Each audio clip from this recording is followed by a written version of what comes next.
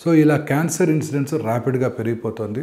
అందువల్ల ఈ క్యాన్సర్ని రాకుండా చేసుకోవడానికి మనం గవర్నమెంట్ కూడా ప్రయత్నాలు చేయాల్సి ఉంటుంది. క్యాన్సర్ రావడానికి అనేక రకాలైన కారణాలు ఉన్నాయి. అందులో మోస్ట్ ఇంపార్టెంట్ 2 జెనెటిక్ ఫ్యాక్టర్స్ అంటే జన్యుపరమైన కారణాలు, రెండోది ఎన్విరాన్మెంటల్ ఫ్యాక్టర్స్ అంటే మన చుట్టూ ఉన్న మన ఎన్విరాన్మెంట్లో ఉండే ఫ్యాక్టర్స్. సో ఇందులో జన్యుపరమైన కారణాలని పూర్తిగా సైంటిస్ట్ కూడా అనలైజ్ చేయలేకపోయారు. అంటే ఎటువంటి హిస్టరీ లేనటువంటి స్మోకింగ్ హిస్టరీ లేనటువంటి 12 ఏళ్ళ ఆడపిల్లలకు కూడా లంగ్ క్యాన్సర్ చూస్తున్నాం. జన్యుపరమైన కారణాలు ప్రబలంగా ఉన్నట్టయితే ఎన్విరాన్మెంటల్ ఫ్యాక్టర్స్ మనం డిస్కస్ చేయబోతున్నాం. ఏమీ లేకపోయినప్పటికీ కూడా 12 ఏళ్ళ ఆడపిల్ల కూడా లంగ్ క్యాన్సర్ రావచ్చు. జన్యుపరమైన కారణాలు ప్రబలంగా ఉన్నట్టయితే ఇలా వస్తుంది.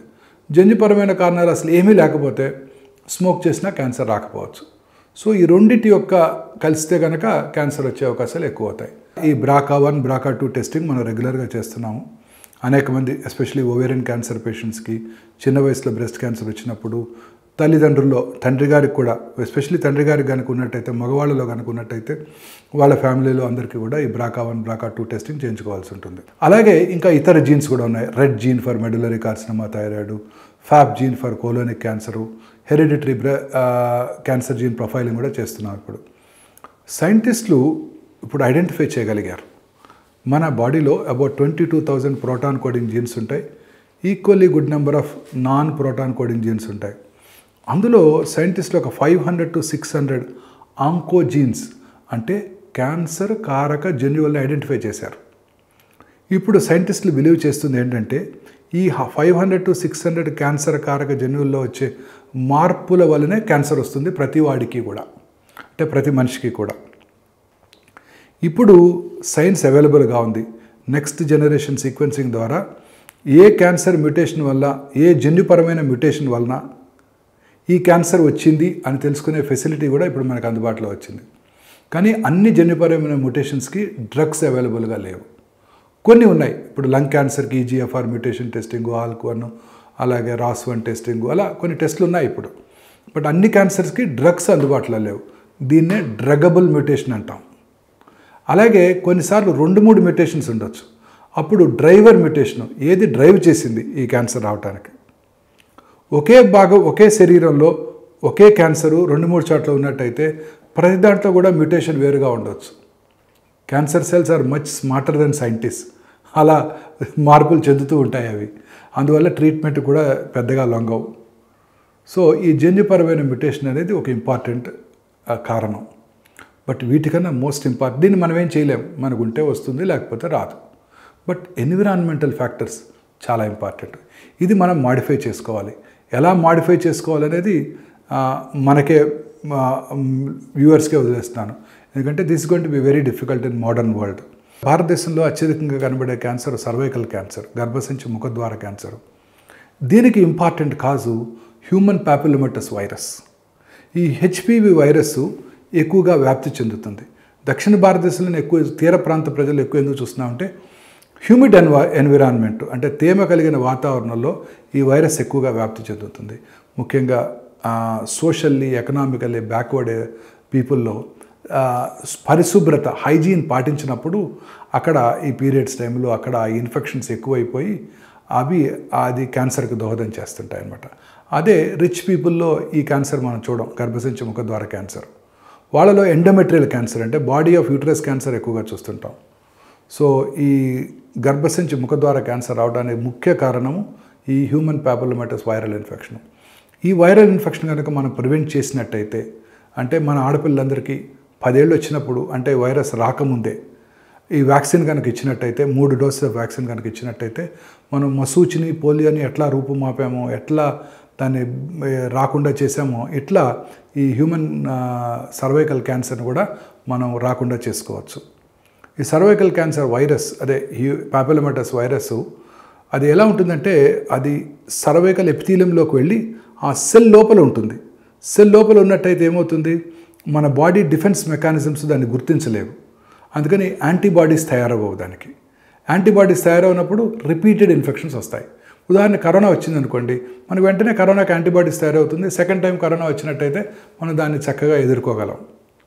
మరి హ్యూమన్ పాపిలోమాటస్ వైరస్ ఇంట్రాసెల్యులర్గా ఉండటం వల్ల మన బాడీ డిఫెన్స్ మెకానిజమ్స్, మన వైట్ సెల్స్ దాన్ని గుర్తించలేవు, అందువల్ల దానికి యాంటీబాడీస్ తయారవ్వవు. వేరేజ్ వ్యాక్సిన్ కనుక ఇచ్చినట్టయితే యాంటీబాడీస్ తయారవుతాయి. మన ఆడపిల్లలందరికీ 10 ఏళ్ళు రాగానే సెల్ ఫోన్ గిఫ్ట్ ఇచ్చే బదులు ఈ వ్యాక్సిన్ అంతకన్నా తక్కువ ఖరీదులో వచ్చే వ్యాక్సిన్ కనుక గిఫ్ట్ చేసినట్టయితే మనము ఖచ్చితంగా ఈ క్యాన్సర్ రాకుండా చేసుకోవచ్చు. ఈ ఇయర్ బడ్జెట్లోనే February 2 ఎప్పుడు మన బడ్జెట్ యూనియన్ బడ్జెట్లో ఈ సర్వైకల్ క్యాన్సర్ వ్యాక్సిన్ కూడా యూనివర్సల్ ఇమ్యునైజేషన్ ప్రోగ్రాంలో ఇంక్లూడ్ చేసి మన భారతదేశంలో పుట్టిన ప్రతి ఆడపిల్లకి ఈ వ్యాక్సిన్ ఇచ్చే పథకాన్ని ప్రవేశపెట్టబోతున్నారని మన ఫైనాన్స్ మినిస్టర్ గారు చెప్పారు. దీనివల్ల ఖచ్చితంగా ఈ సర్వైకల్ క్యాన్సర్ వలన మోర్టాలిటీని మనం పూర్తిగా తగ్గించగలుగుతాము. అలాగే ఈ ఇంకా ఇతర పొల్యూషన్స్, ఇప్పుడు ఉదాహరణకు మనం తీసుకునే ఆహారము, ఫెర్టిలైజర్సు, అలాగే పెస్టిసైడ్స్ వాడిన ఆహారము, తర్వాత ఈ అనేక రకాలుగా అశాస్త్రీయమైన కలరింగ్స్ వేయటము, ఫుడ్ కలరింగ్స్, మీరు తీసుకునే హోటల్లో తీసుకునే ప్రతి ఫుడ్ కూడా చాలా వరకు కలరింగ్ చేస్తుంటారు. 65లు, గోబీ 65, చికెన్ 65 అన్నీ కూడా ఆర్టిఫిషియల్ కలరింగ్ వాడుతున్నారు. ఐస్ క్రీమ్స్లోను అన్నిట్లోనూ కలరింగ్స్. ఆ కలర్స్ వల్ల కూడా అనేక రకాలైన టాక్సిన్స్ మనం మన చిన్న పిల్లలకి ఇస్తున్నాము. ఇలా అనేక రకాలైన ఈ పెస్టిసైడ్స్, ఫెర్టిలైజర్ లాడెన్ ఫుడ్స్ వల్ల అనేక రకాలైన క్యాన్సర్స్ వస్తున్నాయి. టిన్డ్ ఫుడ్స్, క్యాండ్ ఫుడ్స్, వీటన్నిటిలో పామ్ ఆయిల్ వాడుతుంటారు. అది ఎలా ప్రిజర్వ్ చేస్తారు, వాటిలో ఎన్ని ప్రిజర్వేటివ్స్ వాడతారు, ఆ తర్వాత మైక్రోవేవ్లో వేడి చేసుకోవటం, non stick pans, Teflon coated pans, in fact LPG stove ఆ బర్న్ అయినప్పుడు ఎలాంటి గ్యాసెస్ మన కిచెన్లోకి వస్తాయో. ఈరోజు మీరు తినే షాప్స్ అన్నింటిలోనూ కూడా మీరు తినే మిరపకాయ బజ్జీలు కానివ్వండి, బోండాలు కానివ్వండి, ఏదైనా కానివ్వండి, దోశ కానివ్వండి, అంతా కూడా రీయూజ్డ్ ఆయిల్స్. అక్కడే బండి పెడతారు మన ముందే, పొద్దున్న నుంచి రాత్రి వరకు అదే ఆయిల్ వాడుతుంటారు. దాంట్లో అనేక రకాలైన కెమికల్స్ వాడే ఆయిల్స్ అన్నింటిలోనూ అనేక రకాలైన కెమికల్స్ ఉత్పత్తి అవుతాయి. బర్న్ చేసి గ్యాసెస్ ద్వారా అనేక రకాలైన ఫాస్ట్ ఫుడ్స్ చూస్తుంటాం. ఈ మధ్యకాలంలో పిల్లలు తీసుకుంటున్నారు. ఈ రోజు చూస్తూనే ఉన్నాము, హైయెస్ట్ సేల్ బిర్యానీస్ హైదరాబాద్ నుంచే ఎక్కువ సేల్ అవుతున్నాయి. స్విగ్గీలోను, జొమాటోలోను ఒక మనిషే 432 బిర్యానీలు ఆర్డర్ చేశాడు. ఈ బిర్యానీసు, అనేక రకాలైన ప్రిజర్వేటివ్స్ వాడిన బిర్యానీసు, కలర్సు, ఆర్టిఫిషియల్ కలర్సు, అలాగే మండీసు, షవర్మాసు, కబాబ్స్ ఇవన్నీ ట్రెడిషనల్ ఫుడ్ అయినప్పటికీ ఇప్పుడు వీళ్ళంతా కూడా అనేక రకాలైన ప్రిజర్వేటివ్స్ వాడి దాని టేస్ట్ పెంచడానికి అవి చేస్తున్నప్పుడు అవన్నీ కూడా క్యాన్సర్ కలిగించడానికి అవకాశాలు ఉంటాయి. క్యాన్సర్ రాకుండా చేయాలంటే ఈ ఈటిలాజికల్ ఫ్యాక్టర్స్ అన్నీ మనం అవాయిడ్ చేయాలి. మోడర్న్ వరల్డ్లో ఈ ప్లాస్టిక్ని మనం అవాయిడ్ చేయలేము. బట్ వీలైనంత వరకు అంటే మనం వెళ్తున్నప్పుడు మరచం పట్టుకొని నీళ్ళు తీసుకెళ్ళమని అనగను. బట్ ప్రిఫరబుల్లీ ఈ ప్లాస్టిక్ వాటర్ బాటిల్స్లో తాగకుండా ఉండటం, ప్లాస్టిక్ని వీలైనంత వరకు, ప్లాస్టిక్ కప్తో కాఫీ తాగుతుంటారు, వేడిగా ఉంటుంది. ఆ ప్లాస్టిక్ అంతా దాంట్లోకి వస్తున్న మైక్రో పార్టికల్స్ మనం ఇంజెస్ట్ చేస్తుంటాం. ఇలాంటి వాటిని పూర్తిగా అవాయిడ్ చేయడానికి ప్రయత్నం చేయాల్సి ఉంటుంది. అలాగే క్యాండ్ ఫుడ్స్, టిన్డ్ ఫుడ్స్ అవన్నీ తీసుకోకుండా ఉండాలి. ఫ్యాటీ డేట్ తక్కువగా తీసుకోవాలి. అలాగే ఈ మైక్రో ఓవెన్ యూజ్ చేయటం, రీయూజ్డ్ ఆయిల్స్ యూజ్ చేయటం, Teflon coated pans, non stick ప్యాన్స్ని వాడటం, ఇవన్నీ కూడా పూర్తిగా మనం అవాయిడ్ చేయాల్సి ఉంటుంది ఇంట్లో. అలాగే చాలా రకాల ఆర్టిఫిషియల్ కలరింగ్ ఏజెంట్స్, స్వీట్నర్స్, ఇవన్నీ కూడా పూర్తిగా మనం అవాయిడ్ చేయాల్సి ఉంటుంది. ఏది కూడా మనకి అవసరం లేని మనం తీసుకోకూడదు. ఉదాహరణకి చాలా కాలం ర్యాంటాక్ అనే మెడిసిన్ మనం ఎక్కువగా తీసుకునేవాళ్ళు. నా చిన్నప్పుడు 1987 to 90 నేను జనరల్ సర్జరీ పాండిచేరిలో చదువుకునేటప్పుడు ప్రతిరోజు ఒక మార్నింగ్ ఫస్ట్ కేసు డియోడెనల్ అల్సర్కి gastric outlet obstruction, truncal vagotomy, gastrojejunostomy చేసేవాళ్ళం. ఆ తర్వాత ఎప్పుడైతే ర్యాంటాక్ అందుబాటులోకి వచ్చిందో ఈ డియోడెనల్ అల్సర్ మాయమైపోయింది. గ్యాస్ట్రిక్ అవుట్లెట్ అబ్స్ట్రక్షన్ చూడమే లేదు. కానీ ఆ ర్యాంటాక్ ఎక్కువగా వాడితే వాళ్ళలో క్యాన్సర్ వస్తుందని కనుక్కొని మన మధ్య గవర్నమెంట్ ఆఫ్ ఇండియా వారు ర్యాంటాక్ని బ్యాన్ చేయడం జరిగింది. సో ఏది కూడా మనకు అవసరం లేకుండా ఏది ఊరికే వాడుకోకూడదు. చాలామంది వాడుతుంటారు, నాకు గ్యాస్ ఉంది, నాకు గ్యాస్ విడలేసుకోకపోతే నాకు పగలంతా గ్యాస్ ఉంటుందని రోజు నాకు పేషెంట్స్ చెప్తుంటారు. ఏది వాడకూడదు. మిగతా రాబిప్రజాలు అవి వాడటం వల్ల కూడా ఈ మధ్య హార్ట్ అటాక్స్ ఎక్కువ వస్తున్నాయని సైంటిస్టులు చెప్తున్నారు. సో ఏ మెడిసిన్ కూడా మనకు అవసరం లేనప్పుడు వాడకూడదు. మనం చక్కగా మనవన్నీ కూడా రెగ్యులర్గా మన ఆహారపు అలవాట్లన్నింటినీ ఖచ్చితంగా కంట్రోల్లో ఉంచుకున్నట్టయితే క్యాన్సర్ రాకుండా చేసుకోవచ్చు. కాకుండా ఆర్గానిక్ ఫుడ్స్ అంటే ఇంతకు ముందులాగా సేంద్రియ పద్ధతుల్లో వ్యవసాయం చేసుకోవటం. మన గవర్నమెంట్ కూడా సేంద్రియ పద్ధతిలో వ్యవసాయం చేయడానికి చాలా ప్రమోట్ చేస్తున్నారు యూనియన్ గవర్నమెంట్. ఆ సేంద్రియ పద్ధతిలో వ్యవసాయం చేయడం ద్వారా అనేక రకాలైన జబ్బుల్ని మనం నివారించడానికి అవకాశం ఉంటుంది. మనకు కూడా మనము సేంద్రియ పద్ధతిలో వ్యవసాయం చేసే ప్రొడక్ట్స్ని మనం ఎక్కువగా వాడుతున్నట్టయితే వాళ్ళకు కూడా ఇంపెటస్ వచ్చి వాళ్ళు కూడా సేంద్రియ పద్ధతుల్లోనే మనకి ఫుడ్, పప్పు దినుసులు, ఆహారం అన్నీ కూడా అందించడానికి అవకాశం ఉంటుంది. మనకి ఈ క్యాన్సర్ రాకుండా ప్రివెంట్ చేసుకోవడానికి సర్వైకల్ క్యాన్సర్కి సర్వైకల్ వ్యాక్సిన్ అందుబాటులో ఉంది. ఇందాక చెప్పినట్టు క్రమం తప్పకుండా 10 ఏళ్ళు వచ్చినప్పుడే పెళ్లిగాని పిల్లలందరూ కూడా వేయించుకోవచ్చు. పెళ్ళైన వాళ్ళు కూడా వేయించుకోవచ్చు. ముందుగా చెక్ చేసుకొని వారికి పాప్స్మియర్ చేసుకొని గైనకలాజికల్ ఎగ్జామినేషన్ చేసుకొని క్యాన్సర్ లేదు అని నిర్ధారణ చేసుకున్న తర్వాత వేసుకోవచ్చు. ఆ తర్వాత ఒక 6 నెలలు ప్రెగ్నెన్సీ అవాయిడ్ చేయాల్సి ఉంటుంది. 45 years వరకు ఈ వ్యాక్సిన్ ఈజ్ రికమెండెడ్. అలాగే సెకండరీ ప్రివెన్షన్ అంటే క్యాన్సర్కి ఇప్పుడు స్క్రీనింగ్ కూడా అందుబాటులో ఉంది. అన్ని రకాల క్యాన్సర్స్ స్క్రీనింగ్ చేయలేం, కానీ ముఖ్యమైన గర్భసంచి క్యాన్సర్ భారతదేశంలో ముఖ్యంగా సౌత్ ఇండియాలో ఎక్కువగా కనబడే గర్భసంచి ముఖద్వార క్యాన్సరు మనం చాలా ఎక్కువగా చూస్తున్నాం. ఇది ప్రైమరీగా ప్రివెంట్ చేయడానికి ఈ వ్యాక్సిన్. సెకండరీ ప్రివెన్షన్ ఏంటంటే ఈ క్యాన్సర్ రాకముందే ప్రీ క్యాన్సరస్ ఫేజ్ ఉంది దీనికి, సర్వైకల్ క్యాన్సర్కి. దాన్ని మనం ప్రీ క్యాన్సరస్ ఫేజ్లో డయాగ్నోస్ చేసినట్టయితే క్యాన్సర్ రాకుండా చేసుకోవచ్చు. So cervical cancer screening, gynaecological examination, Pap smear పరీక్ష, రెగ్యులర్గా మన ఫ్యామిలీ లేడీ డాక్టర్తో పరీక్ష చేయించుకోవటం, అలాగే సంవత్సరానికి ఒకసారి లేదా ఫస్ట్ 3 సంవత్సరాలు, తర్వాత 3 సంవత్సరాలకు ఒకసారి పాప్స్మియర్ చెక్ చేసుకోవటం, అనుమానంగా ఉన్నట్టయితే మళ్ళీ పాప్స్మియర్ చేసుకోవటం గైనకాలజిస్ట్ సహకారంతో ఆ క్యాన్సర్ రాకముందే దాన్ని పసిగట్టి దాన్ని క్యాన్సర్ రాకుండా చేసుకోవచ్చు. సో మిగతా క్యాన్సర్స్కి దీనికి తేడా ఏంటంటే మిగతా క్యాన్సర్స్లో స్క్రీనింగ్ చేసుకున్నట్టయితే క్యాన్సర్ని ఎర్లీగా గుర్తిస్తాం, ఎర్లీగా గుర్తిస్తే క్యూర్ చేసుకోవడానికి అవకాశం ఉంటుంది. వేరే సర్వైకల్ క్యాన్సర్లో క్యాన్సర్ రాకుండా చేసుకోవచ్చు స్క్రీనింగ్ చేసుకోవడం ద్వారా. క్రానిక్ స్మోకర్స్లో లంగ్ క్యాన్సర్ వచ్చే అవకాశాలు ఎక్కువ ఉంటాయి. సో చాలామందిలో భయం ఉంది, క్యాన్సర్ వచ్చిందో లేదో తెలుసుకోవడానికి సిటీ స్కాన్ చేస్తారు. ఆ సిటీ స్కాన్ చేస్తే ఇంకెక్కువ రేడియేషన్ ఎక్స్పోజర్ ఉంటుందని. లేదు, భయపడాల్సిన అవసరం లేదు. ఇప్పుడు కొత్తగా వచ్చే సిటీ స్కాన్ మెషిన్స్ అన్నీ అత్యంత తక్కువ రేడియేషన్తోనే సిటీ స్కాన్ చేయగలుగుతున్నాము. ఇలా అతి తక్కువ రేడియేషన్తో చేసే సిటీ స్కాన్ పరికరాలు ఇప్పుడు అన్ని అధునాతనమైన హాస్పిటల్స్లో అందుబాటులో ఉన్నాయి.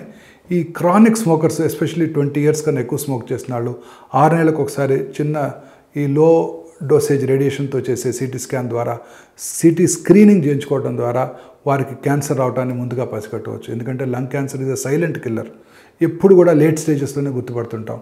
ఈ క్రానిక్ స్మోకర్సు 20 కన్నా ఎక్కువ సంవత్సరాలు స్మోక్ చేసిన వాళ్ళు స్మోకింగ్ ఆపేసినప్పటికీ కూడా ఈ లో డోసేజ్ ఎక్స్రే సిటీ స్కాన్తో స్క్రీనింగ్ చేసుకోవడం ద్వారా అతి తక్కువ రేడియేషన్ ఎక్స్పోజర్తో మనం క్యాన్సర్ని ముందుగా గుర్తించడానికి అవకాశం ఉంది.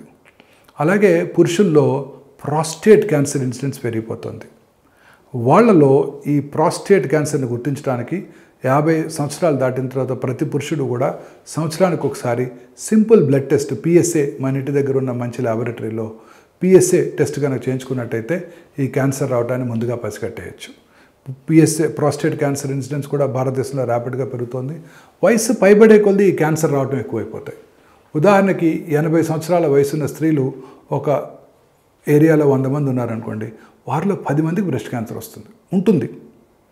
90 ఏళ్ల వయసున్న స్త్రీలు 100 మంది ఉన్నారనుకోండి, వాళ్ళలో 16 మందికి బ్రెస్ట్ క్యాన్సర్ ఉంటుంది. సో వయసు పైబడే కొద్దీ ఈ క్యాన్సర్ చెకప్స్ రెగ్యులర్గా చేసుకోవటం చాలా ఇంపార్టెంట్. సో ఈ ఆహారంలో ఇంకొక కొన్ని ఇంపార్టెంట్ విషయాలు ఉన్నాయండి. ఒకటి, ఈ స్టమక్ క్యాన్సరు సౌత్ ఇండియాలో ఎక్కువగా చూస్తుంటాం. ఈ స్టమక్ క్యాన్సర్ రావడానికి గల కారణాలు అనలైజ్ చేసినట్టయితే రైస్ ఈటింగ్ పీపుల్లో ఎక్కువ కనబడుతుంటుంది. మనకి జాపనీస్కి ఓ సిమిలారిటీ ఉంది. జపాన్లోనూ రైస్ ఎక్కువ తింటారు, వాళ్ళలో స్టమక్ క్యాన్సర్ ఎక్కువ కనబడుతుంది. సౌత్ ఇండియాలో రైస్ ఎక్కువ తింటారు. ఇన్ఫ్యాక్ట్ తమిళనాడులో మెన్లో కామనెస్ట్ క్యాన్సర్ గ్యాస్ట్రిక్ క్యాన్సరే, సింగిల్స్ 1 organ కనుక చూసుకున్నట్టయితే. సో ఈ రైస్ ఈటింగ్ హ్యాబిట్స్ కానివ్వండి, ఏదైనా అది of course our staple diet. But దీంతోపాటు ఈ సాల్టెడ్ పికిల్స్ ఎక్కువగా తింటుంటాం సౌత్ ఇండియాలో. ఈ సాల్టెడ్ పికిల్స్ తిన్న వాళ్ళలో కూడా ఈ క్యాన్సర్ ఎక్కువగా వస్తుంటుంది, ఎస్పెషల్లీ గ్యాస్ట్రిక్ క్యాన్సర్. సో అది చాలా కామన్ అబ్జర్వేషన్ అది. సో అది మనం ఆ సాల్టెడ్ పికిల్స్ అన్నీ కూడా మితంగా తీసుకోవాలి, ఏది ఎక్కువగా తీసుకోకూడదు. ఇందాక చెప్పాను, వైట్ సాల్ట్ కూడా ఎక్కువగా తీసుకోకూడదు, వైట్ షుగర్ కూడా ఎక్కువ తీసుకోకూడదు, పికిల్స్ కూడా ఎక్కువ తీసుకోకూడదు. అలాగే ఫైబర్, మన డైట్లో ఫైబర్ ఈజ్ వెరీ ఇంపార్టెంట్. ఆకుకూరలు, కూరగాయలు, డ్రై ఫ్రూట్స్, వీటన్నిటిలో కూడా ఫైబర్ ఎక్కువగా ఉంటుంది. ఫ్రూట్స్, ఈ ఫైబర్ ఎక్కువగా తీసుకునే వాళ్ళలో ఈ అనేక రకాలైన కోలన్ క్యాన్సర్స్, పేగుల్లో వచ్చే క్యాన్సర్స్ తగ్గిపోతాయి. సో ఉదాహరణకి ఈ పేగు ఒక పెద్ద పేగు క్యాన్సర్స్ అర్బన్ ఏరియాలోనే చూస్తాం, రూరల్ ఏరియాస్లో చాలా తక్కువగా చూస్తుంటాం. సో అదే ఈ రూరల్ ఏరియా పాపులేషన్ అర్బన్ ఏరియాకి మైగ్రేట్ అయినప్పుడు వాళ్ళలో ఈ క్యాన్సర్స్ చూస్తుంటాం. ఈ జాపనీస్లో క్యాన్సర్ ఇన్సిడెన్స్ చాలా తక్కువ, చాలా హెల్తీ డైట్ తీసుకుంటారు వాళ్ళు. అదే జాపనీసు యూఎస్ఏకి మైగ్రేట్ అయినప్పుడు సెకండ్ జనరేషన్ థర్డ్ జనరేషన్ జాపనీస్లో క్యాన్సర్ ఇన్సిడెన్స్ మళ్ళీ యూఎస్లో ఎలా ఉంటుందో అలా ఉంటుంది. అంటే ఈ food habits are very important. So నేను మొదటి నుంచి ఎంఫసైజ్ చేసే ఫ్యాక్ట్ ఏంటంటే ఫుడ్, ఈ జంక్ ఫుడ్స్ ఇవన్నీ కూడా పూర్తిగా అవాయిడ్ చేయాలి. ముఖ్యంగా పిల్లల నుంచి మనం అసలు జంక్ ఫుడ్సే పెట్టకూడదు.